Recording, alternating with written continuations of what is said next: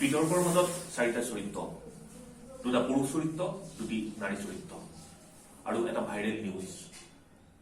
বিগত 19 ফেব্ৰুৱাৰী তাৰিখে প্ৰচাৰিত বাতৰিটো নিশ্চয় আপোনালোকে প্ৰত্যক্ষ কৰিছে। আজি আমি আপোনালোকক দেখুৱাৰ চেষ্টা কৰিম বাতৰিটোৰ আঁৰত লুকাই থকা প্ৰকৃত কাহিনী। এটা অবৈধ প্ৰেম কাহিনীক বিষয়বস্তু হিচাপে লৈ বাতৰিটো পৰিৱেশন কৰা হৈছিল। অভিযোগ অনুসৰি নগাঁও চহৰৰ মধুপুৰত এহাল পুৰুষ মহিলাক অশালীন অৱস্থাত উদ্ধাৰ কৰা হৈছিল। অভিযুক্ত মেৰাজুল ইছলামৰ পত্নী এলিনা বেগমে সংবাদ মাধ্যমৰ সন্মুখত আনিছিল গুৰুতৰ অভিযোগ।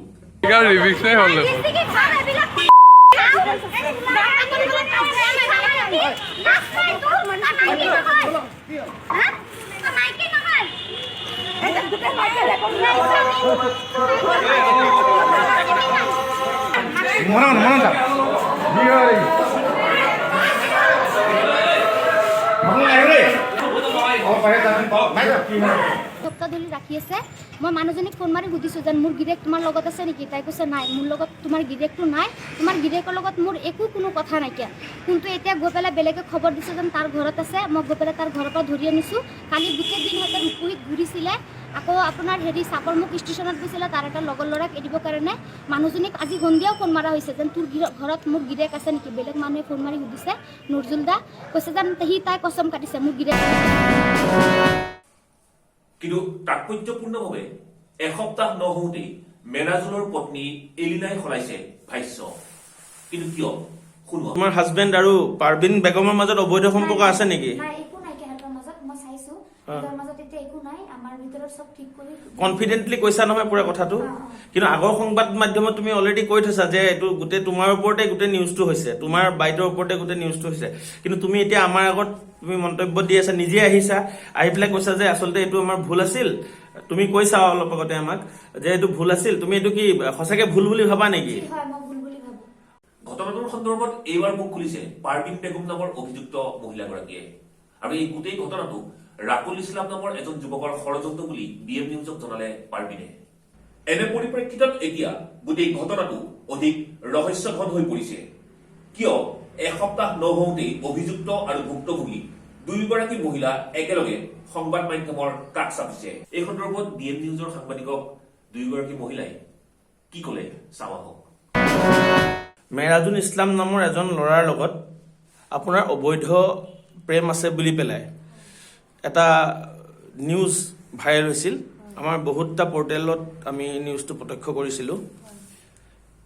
এতিয়া আপুনি আমাৰ BM নিউজৰ কাষ চাপিছে যে উক্ত যিটো আপোনাৰ সেইদিনা যিটো ভিডিঅ'টো ভাইৰেল হৈছিল, গোটেই ঘটনাটো সম্পৰ্কত আপোনাৰ মতামতটো আমি জানিব বিচাৰিলোঁ। হয়, সেইটোৱে ছাৰ। মই মানে এটা বিজনেছ কৰি আছিলোঁ। বিজনেছটো কৰি থকাত যোনটো মেৰাজুল ইছলাম আৰু মই আৰু এজন ৰাতুল নামৰ ল'ৰা আছিলে, তেওঁৰ গাড়ী দি আমি বিজনেছটো কৰি আছিলোঁ। কৰি থকাৰ অৱস্থাত তেওঁ মানে মোক এটা কিবা ভিডিঅ' এটা বনাই কেনে মোক এটা ব্লেকমেইল কৰি আছিলে। ব্লেকমেইল কৰাৰ পিছত ভিডিঅ' মানে কেনেকুৱা ধৰণৰ ভিডিঅ'? এনেকুৱা ভিডিঅ' মানে আমি বিজনেছ কৰিবলৈ যোনটো লোকেশ্যনত সি মোক লৈ গৈছিলে, লাহোৰীজান বুলি কয়, তাত গৈ পেলাই মই ৰেষ্ট ল'ব। লাহোৰীজান মানে মই জানিব পাৰো মানে নাগালেণ্ড বৰ্ডাৰত যি লাহোৰীজান আছে। নাগালেণ্ড আপুনি নগাঁও এৰি পেলাই লাহোৰীজান বিজনেছ কৰিবলৈ যোৱাটো অকমান? হয় ছাৰ, মই নগাঁৱতে কৰি আছো। তেতিয়া নগাঁৱত যেতিয়া বিজনেছটো অকণ ডাউন দেখাইছে, যোনটো ৰাতুল ইছলাম, সি মোক এনেকে কৈছে যে আপুনি অকলে যায়নে নে আপোনাৰ লগত এটা টিম আছে? টিম আছে, মোৰ টিম আছে। হয়, এনেকুৱা দুটা আৰু ষ্টাফ আছে আৰু ৰাতুলো আছে। আমি 4জন মানুহ যোৱা হয়। আৰু আপোনাৰ ব্যৱসায়টো কেনেকুৱা ধৰণৰ? আমাৰ ব্যৱসায়টো আপোনাৰ ডিনাৰ সেট আছিলে, চেণ্টাৰ টেবুল, ইলেক্ট্ৰিক বস্তু আপোনাৰ ধৰক ঘৰে ঘৰে। এইটো আপুনি ঘৰে ঘৰে গৈ ঘৰে ঘৰে গৈ পেলাই চেল কৰিব লাগে। হয়। মোৰ এজনী ছোৱালী আছে যিয়ে নগৰ, মোৰ ছোৱালীজনীক লৈ মই অকলশৰীয়া থাকো। মই সেইটো হিচাপে মই যোনটো কামেই পাওঁ মই সেইটো কাম নিজৰ ছেফটিটো থৈ মই কামটো কৰিব বিচাৰো, কাম কৰি চলিব বিচাৰো। তাৰ মই নগাঁৱতে বিজনেছটো কৰি আছিলো। কৰি থকাৰ পাছত ধৰক এসপ্তাহমান মূলত সি নগাঁৱত বিজনেছটো কৰিলে তাৰ গাড়ী দি। কৰাৰ পিছত মই নগাঁৱত এনেকে যেনেকে বিজনেছটো কৰি আছো, সি দেখিছে বিজনেছটো ইমান চলি থকা নাই। সি মোক কৈছে এনেকে মোৰ লোকেশ্যন আছে, মই আগত কৰিছো, তুমি সেইটো লোকেশ্যনত গ'লে তোমাৰ চেল হ'ব। তোমাৰ চেল হৈছিল নে বাৰু তাত? মই যেদিনাখন গৈছিলো ছাৰ, সেইদিনাখন মোৰ ধৰক 35,000 টকাৰ মাল উঠাইছো। উঠাই পেলাই লৈ গলো। লৈ যোৱাৰ পিছদিনাখন সি মোক চেল হৈছিলে অলপ চলপ। হৈ যোৱাৰ পিছত সি মোক ক'লে আকৌ মাল আনা। মই আকৌ মাল যিজন তোমাৰ ৰাতুল বুলি কৈছা, তেওঁৰ ঘৰ ক'ত? তেওঁৰ ঘৰ কচুৱাৰ লুটুমাৰী। তেওঁৰ নামটো কি ক'লে? ৰাতুল ৰাতুল ইছলাম। ইছলাম। কচুৱাৰ হাতলংগা ঘৰ তাৰ। কৈছো 7 লাখ হোৱাৰ পিছত তেওঁ আকৌ মোক মাল নিয়ালে মোক নিয়াৰ পিছত এদিনে মোক বিজনেছ কৰালে কৰাৰ পিছত আকৌ মোক ক'লে যে মাল আনা মই ভাবিছো বিজনেছ যদি ইমান ধুনীয়া চলিছে এদিনৰ ভিতৰত 4-5টা সেট গৈছে তে চাগে মাল আৰু যাব কিন্তু তেওঁৰ উদ্দেশ্যটো বেলেগ আছিলে মোক তাত নিয়াৰ যেতিয়া মই মাল নিছো সি কি কৰিছে 4-5 দিন মোৰ মালখিনি লৈ ঘূৰিছে ঘূৰাৰ কাৰণে ডেইলি 1,500-2,000 গাড়ীত তেল ভৰাইছে ভৰাই পেলাই ডেইলি 2,000 কৰি গাড়ীৰ ভাড়া লৈছে লৈ কেনে লাষ্টত মোৰ এদিন হাৰ্টৰ মানে অকণ প্ৰব্লেম আছে মুখা চুখা বন্ধ হৈ গৈছিলে যোনটো মেৰাজুল ইছলামৰ লগত মোৰ এতিয়া ইমান ডাঙৰ এটা মানে বদলাম উঠাইছে সেই ল'ৰাটো মোক অকণ হেল্প কৰিছিলে মোক মানে অকণ উঠিয়াই ধৰি কেনে অলপ ভাত খুৱাই পেলাই মোক অকণ মানে মেডিচিন খাব দিছিলে সেইটো সময়তে ৰাতুল নামৰ ল'ৰাটো মনে মনে সেই ভিডিঅ'টো বনালে সেইটোতো বনাইছে আৰু এদিন মই ডিউটিৰ পৰা আহি কেনে মোৰ ৰুমত এটা বৰ্ড আছিলে বৰ্ডত সি কেমেৰা অন কৰি কেনে চাৰ্জত লগাই থৈছে মোবাইলটো মই গম নাপাওঁ গম নোপোৱাৰ অৱস্থাত সি মোৰ মই যি মানে কাপোৰ চেঞ্জ কৰিছো যি কৰিছো সেই ভিডিঅ'টো সি কেপচ কৰি ল'লে লৈ কেনে সি মোক পাৰ্চনেল দেখাইছে ভিডিঅ'টো দেখাই পেলাই কৈছে এনেকে কিবা এটা বস্তু দিম তুমি হেৰি আমাৰ কচুৱা কামপুৰত নি দিবা তোমাৰ যিমান লোকচান হৈছে লছ হৈছে উঠি যাবা আৰু মোৰো পইচা ওলাই যাব যেহেতু মই তাৰ এইটো কথাত এগ্ৰি নহলো সি মানে তাত মোৰ এনেকুৱা অৱস্থা কৰিছে বহুত বেয়া কণ্ডিশ্যনত পেলাই দিছে যোনটো মেৰাজুল ইছলাম ল'ৰা সি মোক তাৰ পৰা বচাই দিছে বচাই অনাৰ পিছত আমি টেন্ডি আহিছো ৰাতুল নামৰ ল'ৰাটোৰ লগত কেইটামান মাল আছিলে সেই মালখিনি লৈ আগে ভাগে আহি গৈছে আহি যোৱাৰ পিছত মই যেতিয়া কৈছো তাক ঘৰত মালখিনি দিবলৈ সেই ঘৰত মালখিনি নিদিলে সেই ঘৰত লৈ গুচি গ'ল লৈ যোৱাৰ পিছত মই কচুৱা থানাৰ কাষ চাপিছো চাপি পেলাই মই তাত গৈ এটা এজাহাৰ দিছো দি কেনে কচুৱা থানাৰ আৰক্ষীক লৈ কেনে তাৰ ঘৰত গলো তাতো মোক আৰক্ষীৰ সন্মুখত বহুত বেয়া ব্যৱহাৰ কৰিছে মই একো সহায় নাপালো পিছত সি মোক 4 ঘণ্টা কচুৱা থানা পুলিচে মোক 4 ঘণ্টা ৰখাই থৈছে 4 ঘণ্টাৰ পিছত সি থানাত আহিছে কেইটামান 4-5টা মানুহ লৈ মোক বহুত ধমকি চমকি দিছে থানাৰ ভিতৰত বহুত ধমকি দিছে মোক মানে এনেকে কৰিছে মই অকলশৰীয়া পৰি গৈছো মই বহুত কান্দিছো তাত কিন্তু মোক কোনো আৰক্ষীয়ে কোনো হেল্প কৰা নাই পিছত মোক কৈছে সিহঁতে কি আলোচনা কৰিছে কৰি কেনে কেইটামান মাল আছিলে তাৰ তাত কমচে কম মোৰ তেতিয়া 25,000 মান টকাৰ মাল আছিলে 25-30,000 টকাৰ মাল আছিলে মালখিনি ঘূৰাই পালে নে নাই আমি অলপ শৰ্ট কৰিম যেহেতু তোমাৰ অলৰেডি তোমাৰ যিটো সাবজেক্ট হেতু অলপ বেলেগ দিশত আছে কিন্তু প্ৰথমে আমি তোমাৰ কথাখিনি জানিব বিচাৰিছো অকমান বস্তুখিনি ঘূৰাই পালে নে নাই বস্তুখিনি মানে মই যিমানখিনি সি লৈ আহিছিলে মই সেইখিনি পোৱা নাই অলপ চলপ বস্তু আছিলে সেইখিনি মোক আৰক্ষীয়ে সমজাই দি মোক ফটো মাৰি মোৰ সাইন ৰাখি মোক থানাৰ পৰা পঠাইছে যিটো ভিডিঅ' কথা কৈছা ভিডিঅ'টো কোনো সামাজিক মাধ্যমত দিছে নেকি সেই ল'ৰাজনে হয় যোনটো মানে মই ৰিলছ বনাইছিলো ইনষ্টাগ্ৰামত ৰিলছ বনাও সেইকেইটা বনাওঁতে মেৰাজুল ইছলামে মোক মোবাইলটো ধৰি ৰাখিছিলে ধৰি ৰাখোতে সেইকেইটা বনাইছিলো সেইকেইটা ভাইৰেল কৰিছে আৰু মোক ভাত খুৱাই দিয়া ভিডিঅ'টো ভাইৰেল কৰিছে আৰু কিন্তু যিটো তোমাৰ ড্ৰেছ চেঞ্জ কৰোতে বা কাপোৰ খলাওতে যিটো ভিডিঅ' সি ভাইৰেল কৰিব পৰা নাই যাক দেখাইছে সেইকেইটা মানুহৰ নাম মই ক'ব নোৱাৰো সেই মানুহখিনি মোক ফোন কৰি কৈছে এনেকে কথা আছে তুমি লক কৰা যেতিয়া মই লক কৰিছো লক কৰাৰ পিছত মোক ক'লে এনেকে তোমাৰ ভিডিঅ' অমুকৰ তাত আছে নহয় তোমাক পুলিচে মানে আৰক্ষীয়ে সেই ভিডিঅ'টো আৰক্ষীক মই বহুত মানে কৈছো উলিওৱাত কিবা সহায় কৰিলে নে নাই নে ডিলিট কৰা বা একো কৰা নাই মই আৰক্ষীক বহুত কৈছো ছাৰ মোৰ একো নালাগে মোক খালি ভিডিঅ'খিনি ডিলিট কৰাই দিয়ক মোক সেইটো হেল্প কৰি দিয়ক আপুনি মোবাইলটো লৈ ৰেজিষ্টাৰ মাৰি দিয়ক মানে আৰক্ষীক মই বহুত কান্দিছো বহুত মানে হেল্প খুজিছো কিন্তু মোক সেইখিনি কৰি দিয়া নাই কৰি নিদিয়াৰ অৱস্থাত পিছত মোৰ সেইখিনিৰ পৰা থানাৰ পৰা আহি গলো আহি যোৱা 10-15 মিনিট পিছতে ভিডিঅ' যোনবিলাক ভাত খোৱা ভিডিঅ' বা মই হেৰি অকমান ৰিলছ বনাইছিলো সেয়া ভিডিঅ'খিনি ভাইৰেল কৰি আছে তেতিয়া মোৰ ভয় লাগি গৈছে যদি মোৰ এইটো ভিডিঅ' যদি ভাইৰেল কৰি দিয়ে তো মই সুইচাইড কৰিব লাগিব তাৰ 3 দিন পিছত সি নগাঁও আহিছে মই নগাঁও তাক ধৰিছো ধৰি কেনে মই সদৰ থানাত সমজাই দিছো সমজাই দিয়াৰ পিছত সদৰ থানাৰ মই তাৰ ওপৰত কেছো কৰিছিলো সমজাই দিয়াৰ পিছত তাৰ ঘৰৰ গাৰ্জেন আহিছে আহি পেলাই মোৰ হাতে ভৰি ধৰিলে আৰু নেক্সট এনেকুৱা নকৰে যদি কৰোতে সিহঁতে বিচাৰ কৰিব পিছত বাচ্চাও আছিলে মোৰো বেয়া লাগিছে যিয়ে নহওক মানুহৰ এবাৰ ভুল হৈ যায় তাৰপিছত সি কি কৰিছে হিও কান্দা কুটা কৰিছে বহুত মাপচাপ খুজিছে পিছত কম্প্ৰমাইজ হ'ল মানে আলটিমেটলি কম্প্ৰমাইজ কৰি দিলা কিন্তু এতিয়া কথাটো আহিল ৰাতুল ইছলাম আৰু তোমাৰ কথাখিনি বুজিছো কিন্তু ইয়াত মেৰাজুল ইছলাম আৰু তোমাৰ অবৈধ সম্পৰ্কৰ লগত তাৰ পৰা কেনেকে আকৌ এইটো টপিকত আহিলে গোটেই বস্তুটো ৰাতুল ইছলামে এনেকে চ্যালেঞ্জ কৰিছে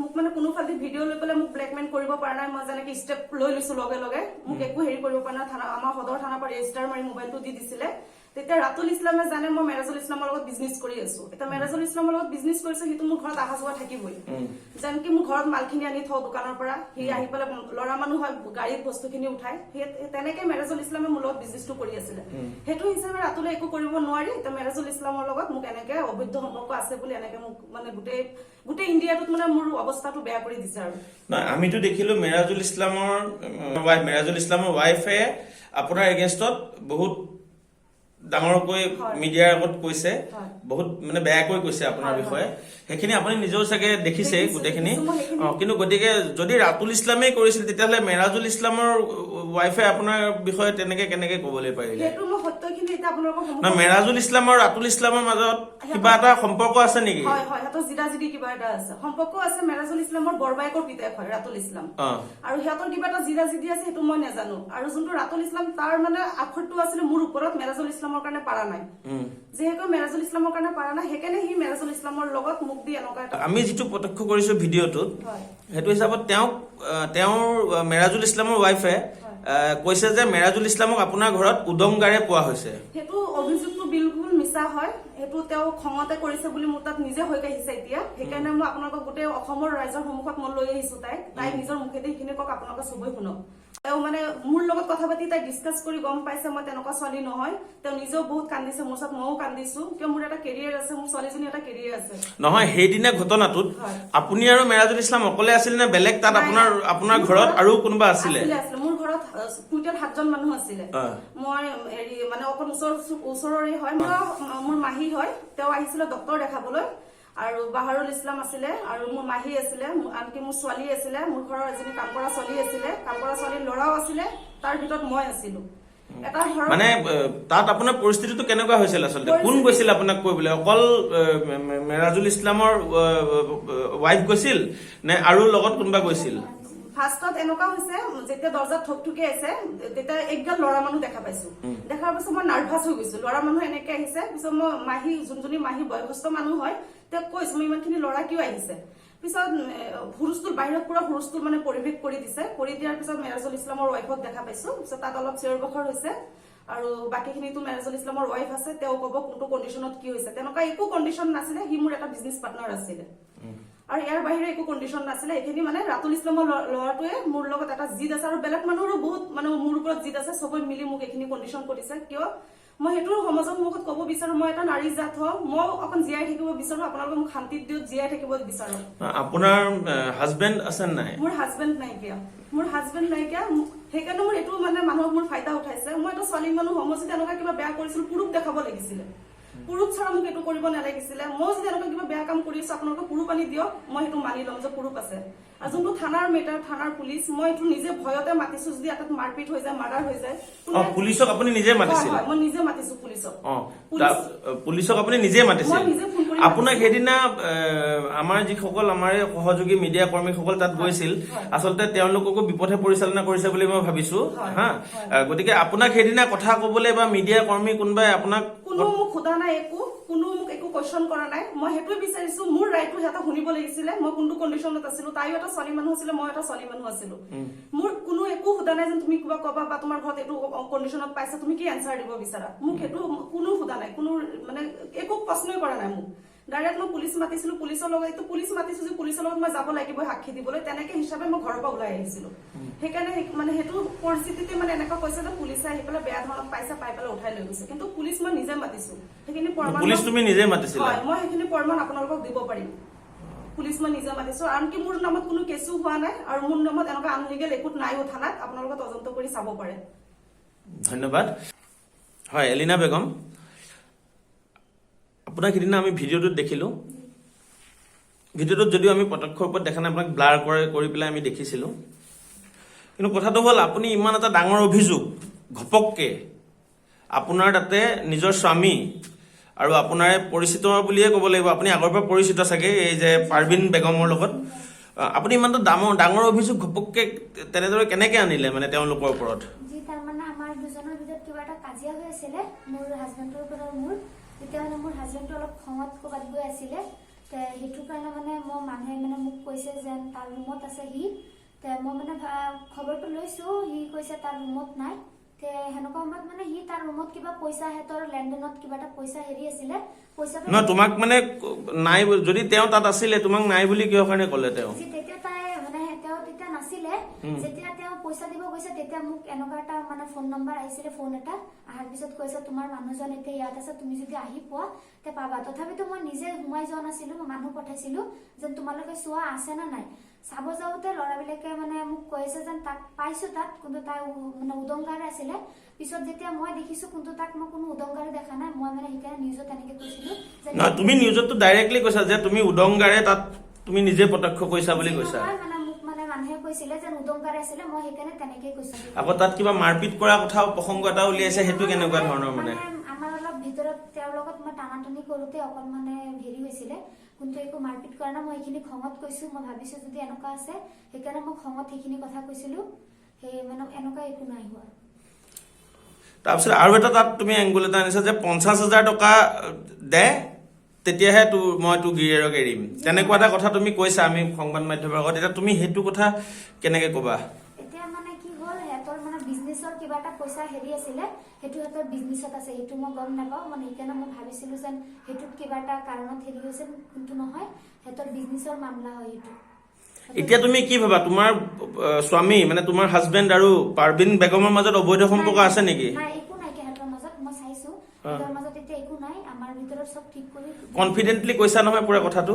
কিন্তু আগৰ সংবাদ মাধ্যমত তুমি অলৰেডি কৈ থৈছা যে এইটো গোটেই তোমাৰ ওপৰতে গোটেই নিউজটো হৈছে, তোমাৰ বাইদেউৰ ওপৰতে গোটেই নিউজটো হৈছে। কিন্তু তুমি এতিয়া আমাৰ আগত তুমি মন্তব্য দি আছা, নিজে আহিছা, আহি পেলাই কৈছা যে আচলতে এইটো আমাৰ ভুল আছিল। তুমি কৈছা অলপ আগতে আমাক যে এইটো ভুল আছিল, তুমি এইটো কি সঁচাকে ভুল বুলি ভাবা নেকি? হয়, মই ভুল বুলি ভাবো। তুমি এতিয়া গতিকে তোমাৰ এতিয়া হাজবেণ্ডৰ লগত তুমি তোমাৰ কানেকশ্যন আছে নে নাই? আছে। মোৰ এতিয়া ঘৰত চব সংসাৰ ঠিকে আছে। কিবা তুমি ভয়ত বা আবেগৰ বশৱৰ্তী হৈ পেলাই আকৌ এইখিনি কথা কৈছা নেকি? যি নহয়, মই এনেকুৱা একো ভয় চাই মোক কোনো দেখুওৱা নাই, বা মই নিজে কৈছো কিহৰ কাৰণে। তেওঁ এজনো মাইকী মানুহ হয়, ময়ো এজন মাইকী মানুহ, তেওঁ অকলশৰীয়া মানুহ, তেওঁৰ যদি ছোৱালী আছে, মানুহে মানে বহুত কথা উঠাই আছে, সেইটো কাৰণে মই এইখিনি ক'ব বিচাৰিছো। আৰু মোৰ হাজবেণ্ডৰো বহুত বদনাম হৈ আছে, মোৰো বদনাম হৈ আছে, সেইটো কাৰণে মই আপোনালোকৰ সন্মুখত এইখিনি কথা কৈছো। দৰ্শকসকল, সেয়া আছিল দুগৰাকী মহিলাৰ ভাষ্য। এটা ভাইৰেল নিউজ সন্দৰ্ভত এগৰাকী অভিযুক্ত আৰু এগৰাকী ভুক্তভোগী। ভুক্তভোগী মহিলাগৰাকীয়ে প্ৰথমতে কি ভাষ্য প্ৰদান কৰিছিল আৰু এতিয়া কি ভাষ্য প্ৰদান কৰিছে, দুইটি ভাষ্যই আমি আপোনালোকক শুনালো, দেখালো। আৰু এই দুইটি ভাষ্য চাই আপোনালোকে নিজেই বিবেচনা কৰিব বাতৰিটোৰ আঁৰৰ প্ৰকৃত কাহিনী। আৰু অভিযুক্ত যিগৰাকী মহিলা, তেওঁকো আমি আত্মপক্ষ সমৰ্থন কৰাৰ সুযোগ প্ৰদান কৰিলো। গতিকে সমগ্ৰ বিষয়টো আমি দৰ্শকৰ মাজলৈ এৰিলো। আপোনালোকৰ মতামত আমাক জনাব আৰু BM নিউজ চাই থকাৰ বাবে সকলোকে ধন্যবাদ।